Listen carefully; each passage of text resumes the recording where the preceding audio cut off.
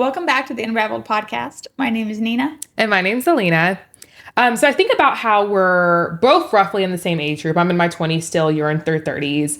And I thought it'd be a cool topic to kind of just discuss like what advice that we could give someone that's in the same age group, maybe even before they get to that age, our age group, about mistakes that we've maybe made, how to conquer those mistakes, what they could do, maybe things to avoid. I don't know, I'll let you go first. Yeah, things to do differently. I'll let you go first. Why don't we tag team? You give one, I give one. Okay. So I'll let you go first. This will be fun.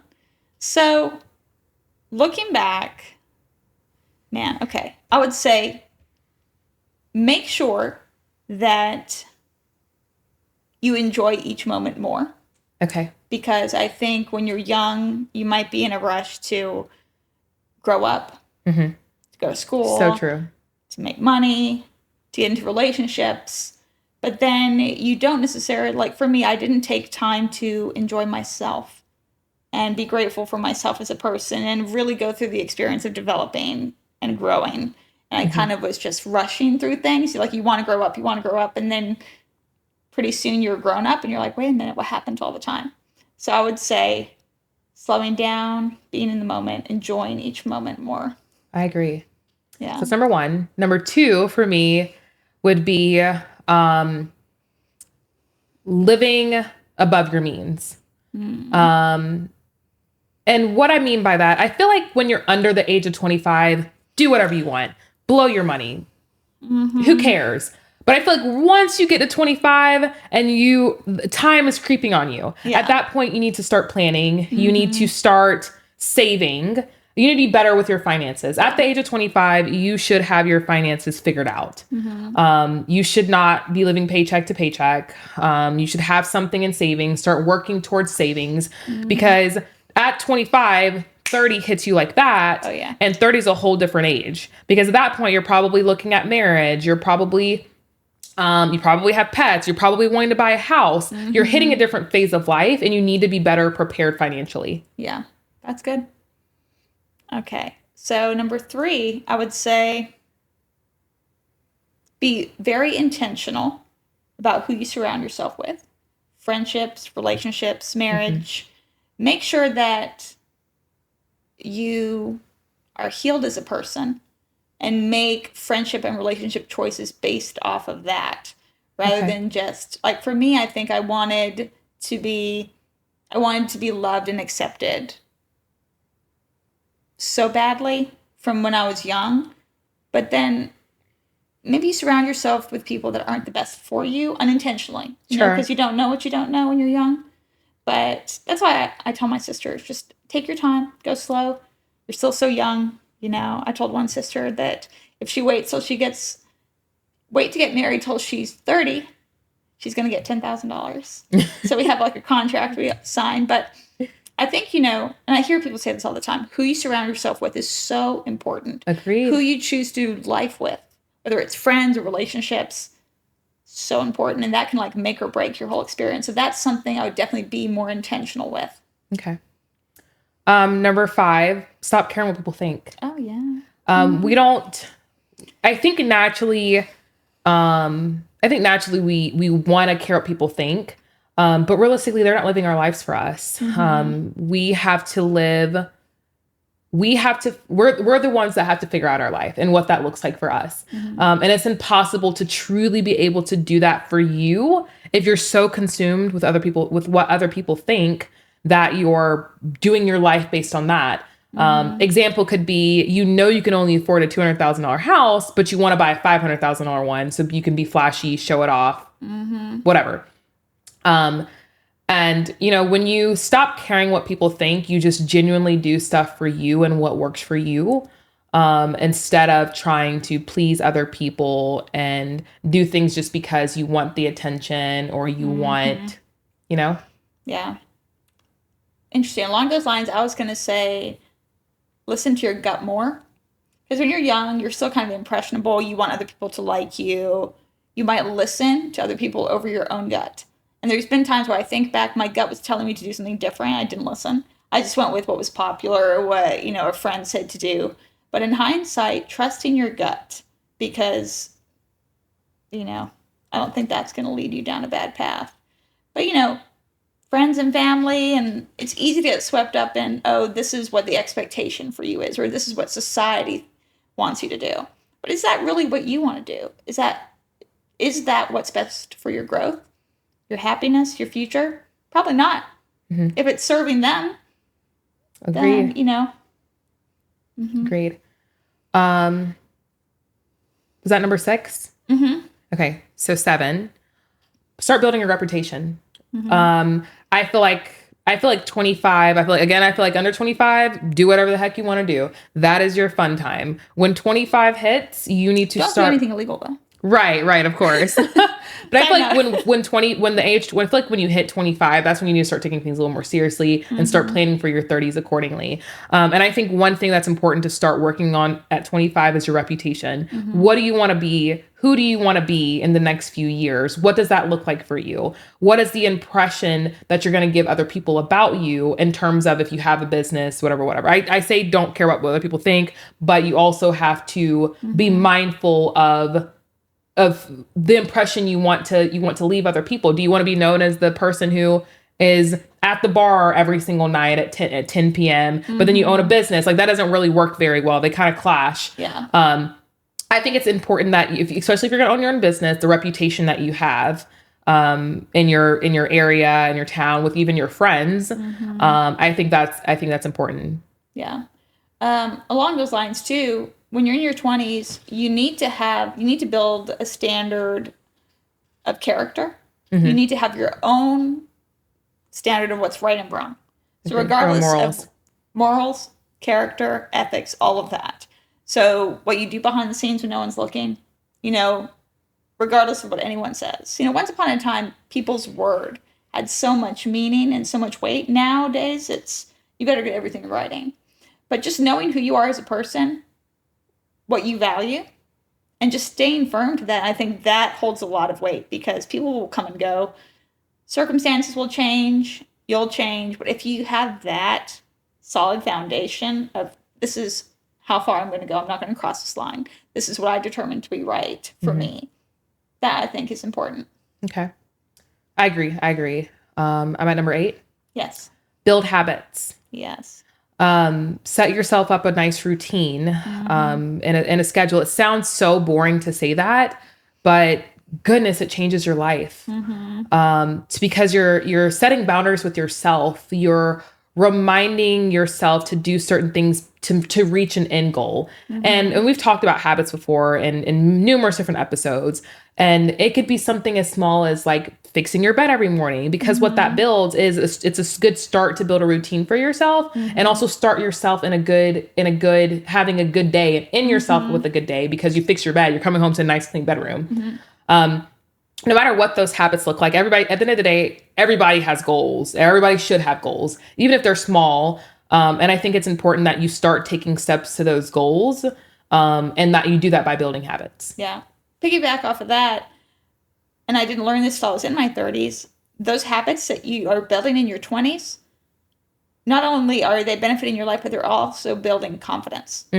Because that's true.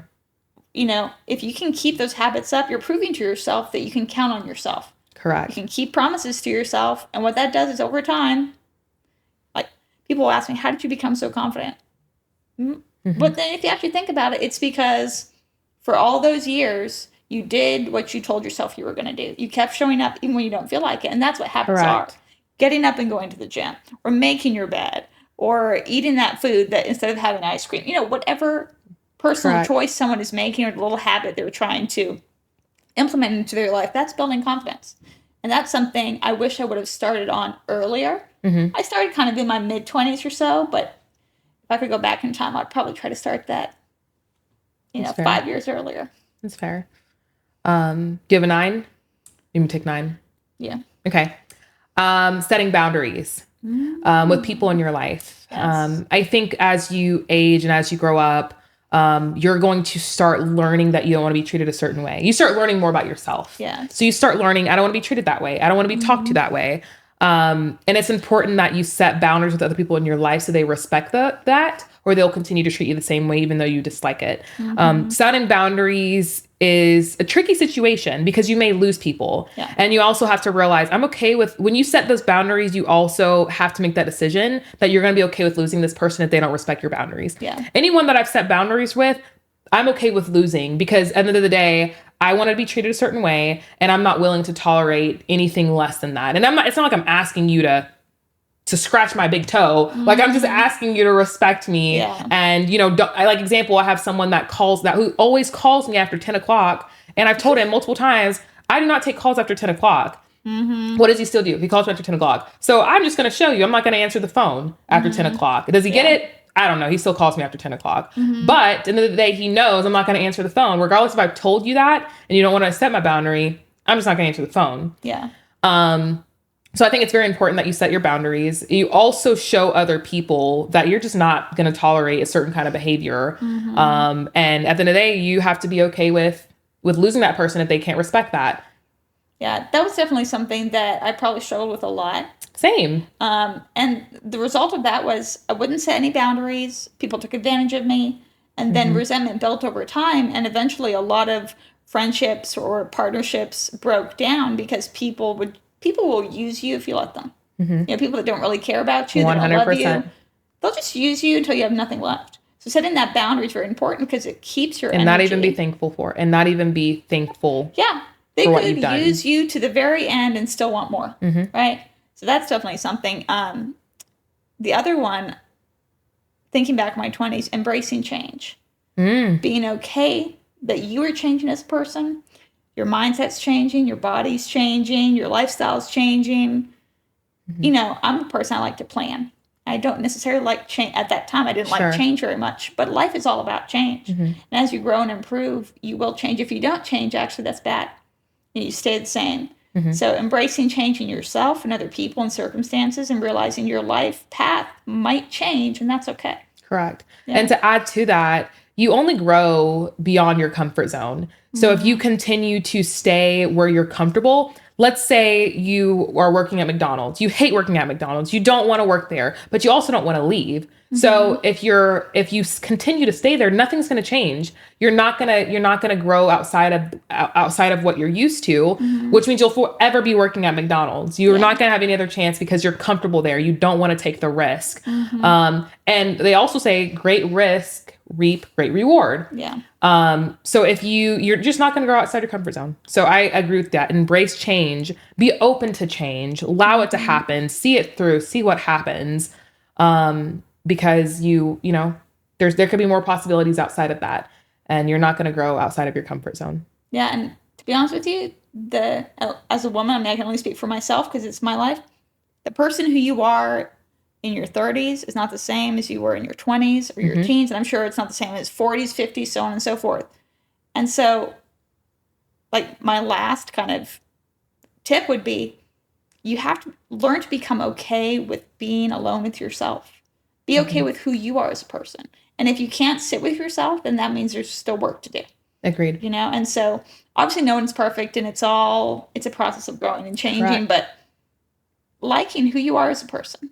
Loving yourself. And it sounds cliche, but it's really true.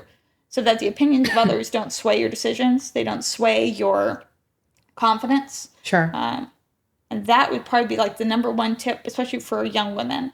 Really know who you are, love who you are. And whatever anyone else says, it really shouldn't matter more than how you talk to yourself. Agreed. So Agreed. We're at what, 12? Yes. Okay.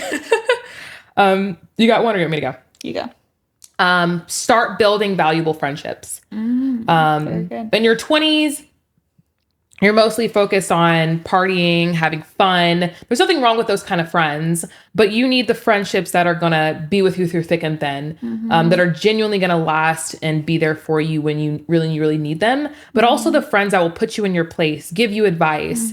I think that's more valuable than anything to me. And I think it's so important to start building that. The minute you find someone who can do that, those are relationships that you want to keep. And, yeah, I mean, because you're always going to run into people that are just yes men. Yes. Like every time, everything's like, oh, you're amazing, you're awesome. And that's fun to a certain extent. But what if one day you need someone? What if, when you're down and out, who's going to be there? Agreed. So how do you categorize that? And I think that also takes time and maturity to learn who is that type of friend. What does that look like? What are the red flags in people that show you they're not that type of person? Yeah. But also within that, also having good friends that you can communicate with, like even just you, like we've had issues where, and we've been able to talk through them, work through them, keep it pushing. I've also had friends where I've had issues with them and I've told them like, hey, I don't appreciate you treating me this way or doing this. And it becomes an argument. And it shouldn't be like that. It should just be a conversation. Get it, got it, good. I'll work on that, whatever. And you keep it pushing. It shouldn't be an argument. It shouldn't be a blowout. And if you're picking the right friends, then you're going to be fine. Guys can have, a friendship is just the same as a relationship, a romantic relationship. It requires the same amount of energy to some degree. Yeah, it's just different.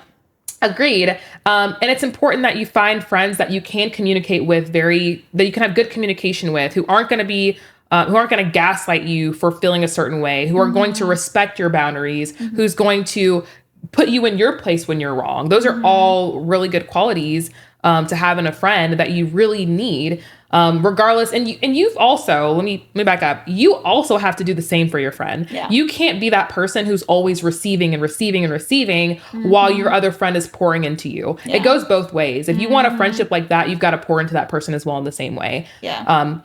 I've had plenty of friendships over my years where I'm doing all the pouring and nobody's like filling me up, and it's exhausting. Yeah. And at that point I had to end those relationships because I felt like I was giving too much and not getting the same in return. And also, it's not like I'm mad at those people or mad at those friends. We were also at two different phases in life. That person probably could advise me the way that I needed to. And I was the more stronger friend, which is why I was able to pour, and that person wasn't able to pour into me the same way. So ideally you need friends that are going to be on your same level or above you, to be honest. Yeah, I was listening to this podcast and they were talking about friendships and relationships, that there's going to be people that raise your temperature and lower your temperature. So for other people, you might be the person that's raising their temperature, but they can't raise yours. So and they don't have the capacity. I'm not upset with it, but I've got to find people who do have the capacity. Yeah, and in regards to like friendships and relationships will have disagreements or conflicts or communication that needs to be had between the two people. And they said where relationships and friendships break down is somebody wants to be right more than they care about the relationship. So if two people or a group of friends can care about the relationship or friendship more than being right or feeling right, that's where probably. I agree. And then I'll give one more, unless you have one you've got in mind. Health. Start taking care of yourself. Please wear sunscreen. Ladies. I mean, even Black people have to wear sunscreen as well. I can speak as someone who's very pale, unfortunately. But that's the other thing. I see a lot of people doing more preventative things as we're in their 30s. I wish I could go back and just something simple as wearing sunscreen, drink your water, get your sleep. When you're young, you feel like you could just go on indefinitely. Agreed. You kind of use and abuse your body in a way. Don't do that. It only gets harder. It gets harder as you age to do certain things. And I waited until I was maybe 25 and a half to get my health in order. And I'm happy I did it when I did. But the reality is I could be 30 trying to do that and I not have the same kind of energy. It probably would be harder. It was harder at this point. So I knew it would have been harder if I'm older. But get your health under control. I mean, when I was in my early 20s or mid 20s, easily could stay up till 2 a.m. Not a problem. Same. Could wake up, work the next. Same. Now I can't either. Forget it. I'm in bed by 10 o'clock. That's why you're not answering your phone. Correct. That's why I told him to stop calling me after 10 o'clock. But, I mean, taking care of yourself. Fueling your body with good food. Just loving yourself. But that manifests in self-care. And for aging purposes, it's true. Like, it doesn't get any easier. Agreed. So, the sooner you start, the better. Agreed. And to piggyback on health, but this was technically going to be the 13th one when I said I was done, is educate yourself. Always continue to educate yourself. No matter if you went to school or you're in a career, no matter what phase of life you're in, pursue education even further. Learn a new word a day, read a book a day, doesn't matter. Like learn to educate yourself further so that you can go more places in life. Yeah. Be in a constant state of learning. Yes. Realize that there's people that are far more successful and experienced than you. Don't be too proud to admit that. Agreed. Agreed. Try to not be the smartest person in the room because it feels good to be that smart person, but then you're not learning. Can't. Yes. Correct. Be in a place where you feel like, oh my gosh, I don't know anything. How did I even make it in here? Because then that way you can really humble yourself a little bit. But then you're learning. You know what I mean? Correct. Yeah. These are all good things. I know. I feel like we're definitely have to do another episode on this one because we can go on and on with a list of We didn't even mistakes. really get into the finances. I know. That's a whole nother conversation. That'll be another episode where we talk about financial decisions or mistakes that you can avoid. I agree. Well, I enjoyed the topic. Well, that wraps up our time for today. Thank you for joining us. We will release a new episode next Wednesday. You can follow us on social media or wherever you listen to podcasts. Thanks for watching.